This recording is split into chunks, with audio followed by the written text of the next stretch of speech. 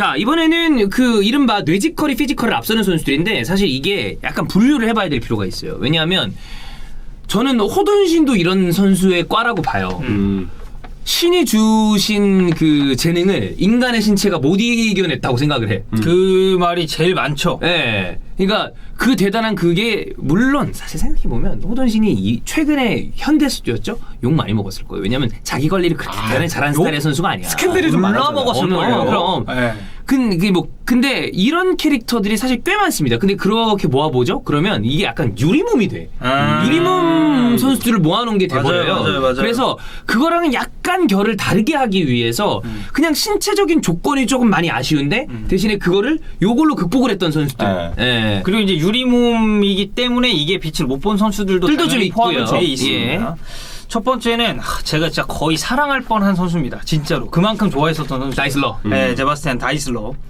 이 선수가 만약에 이런 식으로 아쉬운 어떤 그 부상 이력 때문에 은퇴하지 않았으면 독일 대표팀의 색깔이 좀 더 일찍 바뀌었을지도 몰라요. 네. 근데 이제 후대에 와서 이런 얘기는 있어요. 그러니까 다이슬러가 그렇다고 해서 마르코 로이스나 이런 뭐 마리오 게체 같은 선수들보다 정말로 재능적인 측면에서 나았다고 할 수 있겠느냐? 그래, 맞아. 원래 이런 경우는 사실 또 미화도 되거든요. 그렇죠. 네. 그리고 원래 때문에. 선수가 은퇴를 하거나 과거로 이렇게 좀 흘러가고 나면 그때 당시가 미화되는 경우가 좀 많죠. 그래서 맞아요. 저는 메날두도 은퇴하잖아요. 지금보다 위상 훨씬 올라갑니다. 더 올라갈 거야? 그럼. 네. 지금도 이 정도인데. 어쨌든 다이슬러 제가 정말 너무 좋아했었던 선수고 이 독일 축구의 이 암흑기 때 정말 혜성처럼 등장을 해서 스피드 좋아요, 드리블 좋아요. 근데 플레이메이킹도 돼요. 그치. 이런 유형의 이제 테크니션이었다라고 보시면 될 것 같습니다. 근데 부상이 이게 진짜 보통만 게 아니라 그 이제 아스날 그 디아비, 디아비, 아부 디바비. 그리고 이제 그 어디야 맨유의 하그리브스 이 급으로 많았어요. 그래. 일단 십자인대 부상이 시초였고 그 이상 계속 뭐 크고 작은 부상 시달리고 하다가 바이에른 뮌헨이 이제 약간 선굵은 축구를 하다가 이 친구를 영입을 하면서 이 팀 색깔을 좀 바꿔보려고 이제 시도를 했었는데 얘가 부상으로 너무 많이 못 나오니까 결국에는 0607 시즌이 다이슬러 커리어의 끝입니다. 근데 저는 그래서 이 선수를 솔직히 잘하진 못해요. 근데 유리몸 계보에 이름을 올렸던 것만 무조건 들어갑니다. 뭐 무조건 하그리브스라거나 이런 다 들어갈 만한 선수인데 그래 어떻게 보면 이 부상으로 일찍 커리어를 마감해서 선수들이 더 그리워하고 미화되는지 모르겠지만 당시에는 우리가 알고 있던 어떤 그 독일 대표팀의 당시의 색깔이랑은 좀 결이 다른 느낌이었어요. 아예 달랐었죠. 물론 그 이후에 독일 그 테크니션들이 워낙에 또 많이 등장하고 뭐 외질 그래, 외질. 괴체 그러니까 이런 로이스. 선수들은 정말 테크니컬하잖아. 근데 그 전에 그런 느낌이 아니었을 때 아까 선굵은 축구할 그래. 때. 근데 그때는 사실 약간 독일 축구가 좀 안 좋았었던. 근데 뭐 안 좋았어도 뭐 8강 이상 가는 팀이니까. 월컵 토너먼트만 나가면 날라다니죠. 그렇죠. 2002년에도 사실 독일 그때 뭐 별로라는 평가가 그때 맨날 쓰던 편이 녹슨 전차군단이라고. 그 녹슨 전차군단이 결승 가잖아. 신문에서 맨날 나왔어. 그래. 녹슨 전차군단. 녹스로도 결승 간다. 이런 느낌이야 이 팀은. 그렇죠. 근데 여튼. 약간 시대를 앞서간 느낌도 있어요. 그래서 뭐 부상으로 커리어를 마감한 전차군단의 마지막 판타지스타다라는 얘기가 있었죠. 네. 나머지 우리가 소개할 선수들이 진짜 약간 그런 부상이 아니라 신체 조건적으로 좀 아쉬운 선수들이에요. 일단 산티 카솔라. 네, 산티 카솔라는 사실 고민을 했어요. 왜냐하면 신체 조건을 본인의 축구력으로 그냥 다 이긴 선수. 그냥 아예 짓눌렀죠. 예, 이거는 이게 정말 뇌지컬이 그래. 피지컬이 이긴 사례입니다. 이 선수들은 키가 신체 조건이 아예 이 특히나 카솔라는 전혀 생각조차 들지 않아요. 이런 선수가 그야말로 작은 거인입니다. 맞아요. 그치? 네. 일단 윙 뛸 수 있고 근데 이제 여기서 저희가 얘기하는 윙은 뭐 직선적으로 돌파하는 그런 윙이 아니라 측면 플레이메이킹이 되는 윙이라고 생각해 주시면 될 것 같고 공격 미드필더 뭐 중앙 미드필더 다 뛸 수 있습니다. 지금은 그래 알사드에 갔죠. 네. 샵이 따라간 뭐 따라간 건 아니지만 네. 체구는 정말 작았는데 그냥 경기장 전체를 조율했다라는 표현을 써도 저는 무리가 없다고 봅니다. 저는 개인적으로 168이 아니라고 봅니다. 더 작다. 더 작은 것 같아요. 토레이라도 그 프로필에 나온 것보다 난 더 작은 것 같거든요. 그런 선수들이 간혹 있어요. 왜냐면 맞아요. 축구 선수들 프로필 다 안 맞아요. 그죠. 축구화 신고 그냥 재고 그렇단 말이야. 피파 온라인 3에서 질라타는 시즌별로 키가 달라졌어요. 그건 좀 이상한 거 아닙니까? 공구 질라타는 193으로 제가 기억을 해요. 근데 뭐 길렐 질라타는 갑자기 197돼 있고 막 이런 게 좀 있었어요. 네. 네. 근데 그런 키가 아무것도 중요하지 않아요. 이 선수는 어디 세워도 다 잘합니다. 저는 몇몇 경기는 센터백 저럴 거면 차라리 카솔라 세워라 그런 적도 있었어요. 왜냐면 그래도 할 것 같은 거야. 거기서 수준이 빌드업하면서 높으니까. 그러니까 뭐 아스날 시절은 사실 뭐 말할 것도 없고 네. 카솔라 부상 이후에 어떻게 됐는지 생각은 뭐 종윤이 형이 더 잘 알 거고. 그쵸. 말라가 비아레알에서도 아이고, 뭐. 네, 그냥 네. 특신 그 자체였고. 진짜 보고 있죠. 그러면 빛이 납니다. 막 너무 잘해서. 그때 당시에 이제 이제 카솔라가 있었고 그때 이제 공격진이 누구였죠? 아스날 카솔라 지루. 될 때? 치르도 있었고. 외질. 저는 외질이 아스날에서 커리어가 꺾이기 시작한 게 카솔라 이적한 카솔라 부상으로 빠지고 난 다음부터. 그 부담을 외질이 짊어지면서 네. 본인도 좀 내려갔어. 그러니까 외질은 사실 전체적인 빌드업에 관여하기보다는 마지막 파이널 패스를 찔러주는데 아주 굉장히 그리고 그냥 흐름을 살려주는 스타일의 맞아요. 선수이기 때문에 뒤에서 전체 스케치를 해주는 카솔라가 있어야 더 빛이 나는 스타일이었는데 아쉬웠죠. 네. 네. 그러니까 저는 큰 부상 이후에 돌아왔잖아요. 근데 비아레알에서 이제 다시 시작을 했는데 저는 그때 하는 거 보고 진짜 클래스는 그래 안 죽어요. 이게 진짜 폼은 일시적이지만 그 클래스는 영어다. 이거 빌샹클리가 말이죠. 그렇지. 그렇죠. 네. 난 이거 진짜 카솔라한테 너무 잘 어울리는 말이라고 생각합니다. 내가 너무 좋아하는 선수야. 사비가 이제 예전에 그런 얘기 했었죠. 바르셀로나가 왜 카솔라 영입 안 했는지 잘 모르겠다. 그 인터뷰 보면 되게 인상적인 아마 다 읽으셨을 텐데 네. 부분이 나와요. 너 축구 어디서 배웠냐? 물어봤대잖아.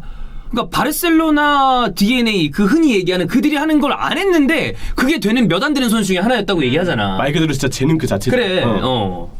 어쨌든 뭐 카솔라. 그렇습니다. 그리고 그 다음이 이제 또 전원 아스날 선수 아르샤빈입니다. 네. 난 이게 너무 생각이 나. 포. 그때 이제 리버풀 4대4. 아스날 4대4. 이상현님이 아르샤빈님이 아스날에 오시면서 전설해 준 게. 그죠? 네.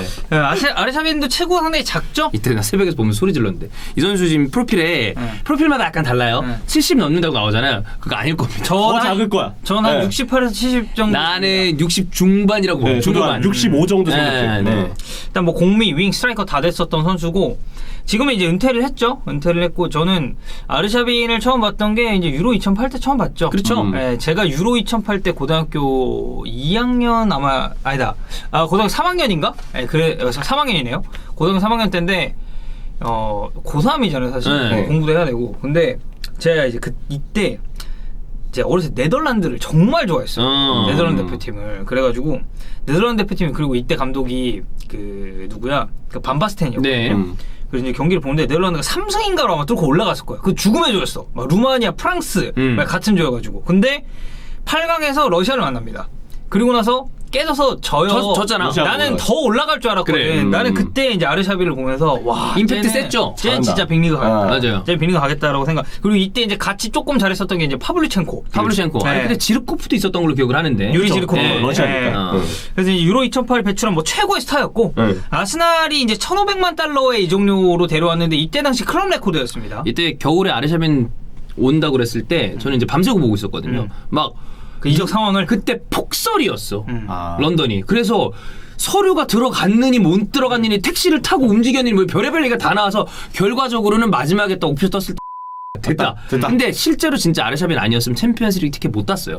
근데 아르샤빈이 사실 생각해보면 그 아스날에서 잘한 기간이 생각보다 되게 길지 짧죠. 않아요. 딱 그때가 한정되었던 것 같아. 그렇게 하고 그 다음 시즌 정도까지고 그 이후에는 쭉 좀 아쉬웠어요. 물론 아르샤빈이 어쩔 수 없는 여러 가지 상황 때문에 되게 안 어울리는 제로톱도 보고 그랬거든요. 그리고 그냥 최저만 원톱에 박혀있고 그래, 그랬었잖아. 그러니까 본인이 희생도 많이 하긴 했는데 네. 나중에 가면 갈수록 기대했던 것보다는 좀 아쉬움이 있었어요. 이후에는 뭔가 시즌 활약보다 단기 활약, 네. 바르셀로나전처럼. 맞아, 뭐 그런 네, 거. 그런 아니면 경우. 맨유전, 골 네. 넣고 이런 거. 단기 임팩트. 네. 그러니까 클러치 능력은 그래도 어느 정도 있었고 네.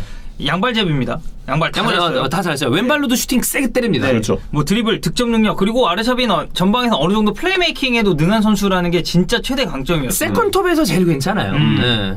근데 이제 사실 뭐 멘탈적인 부분에 있어서 말이 많았죠. 그러니까 이게 멘탈이 쓰레기다 이런 게 아니고 예, 좀 쉽게 무너지는 스타일이다. 약간 그런 부분 얘기가 인터뷰로도 많이 나왔고 네. 그래서 벵거가 관리를 좀 많이 했어요. 맞아요. 네. 본인이 멘탈 케어도 해줬다. 막 러시아 월드컵 탈락하고 막 이랬을 때 그랬고 저는 아르샤빈을 이 한 줄평 이거 제가 쓴 건데 저는 딱 이렇게 봅니다. 벵거가 영입한 28세 선수입니다. 나이가 꽤 많죠. 그쵸. 근데 이제 저는 벵거가 젊은 선수 이외에 좀 나이 있는 선수들에게 딱 투자했을 때는 그만큼 믿음이 가는 부분이 있고 와서 어찌됐건 한두 시즌이라도 딱 잘했었던 시기가 있었다고 보거든요. 그 얘기가 덕현이 얘기가 사실은 맞는 말인데 이제 벵거 그렇게 표현하는 게 맞아요. 근데 일부 시 타이밍만 보면 어떤 분들이 이제 그 쓰지 않겠습니다 그 표현을 뭐 뱅 땡땡 타 뭐 네. 이런 얘기 표현 쓰거든요. 네. 근데 그때 어쩔 수 없이 그렇게 했었어요. 왜냐하면 리셀도 해야 되고 그 얘기를 실제로 본인이 했어. 이 선수를 영입을 했을 때 얼마나 오래 쓰고 나중에 재판매를 했을 때 수익까지도 감안을 해야 되는 상황이었다라는 얘기를 했었어요. 그러니까 나이 많은 선수를 그냥 살 수가 없는 상황, 그만큼 보릿고기였으니까. 네. 근데 나중에 아스날이 어느 정도 재정적으로 정상적으로 되고 예전으로 그렇게 이렇게 MLC 스타디움 짓는 것 때문에 어렵지 않았을 때는 즉 전력이 가능한 나이 든 선수도 벤거는 데려왔던 감독이거든요. 과감하게 데려왔죠. 근데 당시에는 어린 선수들 위주로 그래도 꾸리고 있었을 때인데도 바로 쓸 수 있는 선수를 데려왔던 거니까 덕인의 표현이 맞는 거죠. 그렇죠. 아샤빈 영입할 때 그리고 경쟁팀이 워낙 많았어가지고 바르셀로나 얘기도 있었고 근데 이제 맨유라마 얘기 있었고. 네, 와르샤빈 이제 최종 승자는 이제 아스날이 됐었죠. 예. 그 다음 선수는 세바스티안 지오빈코입니다. 지오빈코. 지오빈코가 진짜 작아요. 네. 160 초반대거든요. 정말 작아요. 네. 작고 사실 카솔라는 키가 작은데 느낌상 땅땅해. 체구가 이게 있잖아. 중심이 되게 체구가 낮아. 그래. 마케렐레도 키가 작고 캉테도 키가 작잖아. 그죠. 근데 거기서 이 선수가 그렇다고 해서 되게 왜소하다라는 느낌이 들진 않은데 지오빈코는 왜소해. 이 선수는 이제 그때 당시 프로필상으로 보면은 60 초반대 몸무게.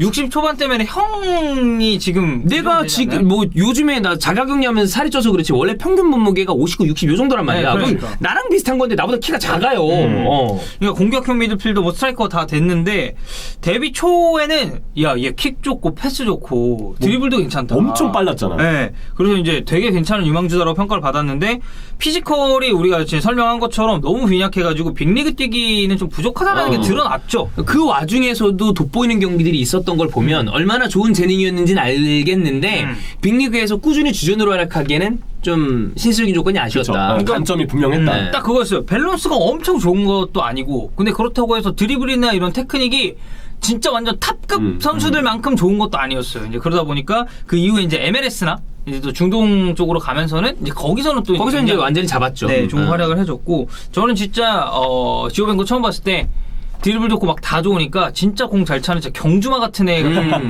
나타났구나라는 네. 생각이 들었었거든요. 피파 많이 하시는 분들은 진짜 속가가 빠른 선수라 굉장히 많이 썼을 경험이 아하. 좀 있을 그렇죠. 겁니다. S. 지오빈코. 그렇죠. 저는 콘솔 피파 많이 했으니까 네. 또. 네. 그리고 마지막은 이제 저희가 한국 선수 한 명을 준비를 해봤습니다. 전 울산 감독이죠. 네. 윤정환. 윤정 감독. 아. 체구는 마찬가지로 작아요. 되게 작은데 공은 정말 잘 차죠. 이 선수의 별명이 이제 패스 마스터였죠. 그래. 네, 그때 당시에. 그러니까 저도 사실 윤정환 이제 뭐 선수라고 표현을 하겠습니다. 윤정환 선수의 플레이를 그 전성기 때 직접 본 케이스는 아니에요. 나이대가 사실 앞세대예요. 맞아요. 좀 앞세대고 이제 저희 세대를 한 2002년 조금 그 이후 정도로 이제 본다고 치면 윤정환 선수는 그거보다 조금 더 앞선 세대에서 이제 활동했었던 선수고. 주원이 형 정도 세대가 이 윤정환 선수의 플레이를 쫙 봤죠. 네, 근데 저는 윤정환 선수의 플레이를 꾸준히 봤던 그 시기가 있던 게 이 선수가 전북에서 뛰었었어요. 네, 맞아. 그래가지고 그때 저는 이제 전북 경기를 항상 봤으니까 그래서 이제 약간 선수 생활 말년쯤 이때 윤정환 선수 플레이는 기억나요. 근데 그때 당시도 활동량은 많이 없는데 패스는 진짜 기가 막히게 찔렀었던 기억이 공을 너무 있습니다. 예쁘게 잘 차잖아. 그렇지. 네. 근데 이제 감독 되고 난 다음에는 본인의 스타일과 굉장히 정반대해. 네. 그래서 그 얘기를 제가 지현이 형이랑 서울 중계 이제 한참 했었어요. TBS에서. 그때였나? 아니면 고정원 위원님이랑이었었나? 뭐 해서 관련 그 인터뷰할 타임이 있어서 물어본 적이 있었어요. 본인이 하셨던 축구와 굉장히 좀 다른 축구로 구사하는데 이유가 있냐? 근데 그때 전체적인 어떤 맥락은 그거였어요. 그렇게 내가 아주 이 원하는 축구를 제대로 구현하지 못할 거면 차라리 수비적으로 튼튼한 게 낫다. 라는 종류의 이야기를 했던 기억이 나요. 약간 앙리 같은 실패한 감독들, 우수한 선수였지만 실패한 감독들하고 좀 다른 사례네요. 아, 그렇지. 그 감독들은 자기 스타일을 그대로 고집하다가 네. 너 왜 이거밖에 못해? 약간 이런 스타일이었는데. 근데 그렇게 안 될 거라면 차라리 그냥 수비적인 밸런스를 많이 두는 게 낫다라고 생각을 했던 것 같아요. 타협을 했네. 그래서 뭐 정말 시대에만 조금 잘 만났으면 저는 훨씬 더 이 윤정환 선수를 중심으로 팀이 개편됐을 수도 있는 거고 좀 그렇게 생각을 하는데 뭐 결국에는 좀 뭐 그래도 뭐 저는 선수로서 성공했다고 아, 봅니다. 그럼요. 감독으로서도 일본에서 일본에서 좋았잖아. 그러니까. 네. 그리고 뭐 사실 이제 이 선수들 외에는 제가 약간 플러스 알파로 추가하고 싶은 선수는 그 피아티 파블로라고 그 이제 에스파뇰 있었고 예전에 알메리아에서 알메리아 메시. 나 누군지 알 것 같아. 메시. 그래. 162인가 3인가 맞아. 근데 그 저기 뭐야 아직도 여전히 경기 때 보면 나는 그 메시라는 표현이 왜 붙는지 알겠더라고. 근데 저는 웃긴 게 나이 차이가 안 납니다. 메시랑. 87이야? 87인가 88인가. 아, 그럼 그거 또래네. 근데 막 그때 막 뭔 제2의 메시다 이런 얘기 하길래 아니 무슨 또래인데. 얘가 무슨 98도 아니고. 근데 98년생은 그때 선수생활 하지도 않았거든. 그치. 제가 피파 온라인 2 때 파블로 피아티를 썼었거든요. 이때 당시. 그래서 이제 이런 선수들이 또 이제 뇌지컬이 상당히 좋은 선수들이라고 보시면 되겠습니다. 그렇습니다. 뭐 이런 선수 이게 저희가 그냥 대표격인 선수들 우리가 생각나는 선수들 모아놓은 건데 이런 선수들 되게 많아요. 아까 앞에 케이스들도 되게 많아. 예, 근데 요 정도 선수들 한번 모아봤습니다.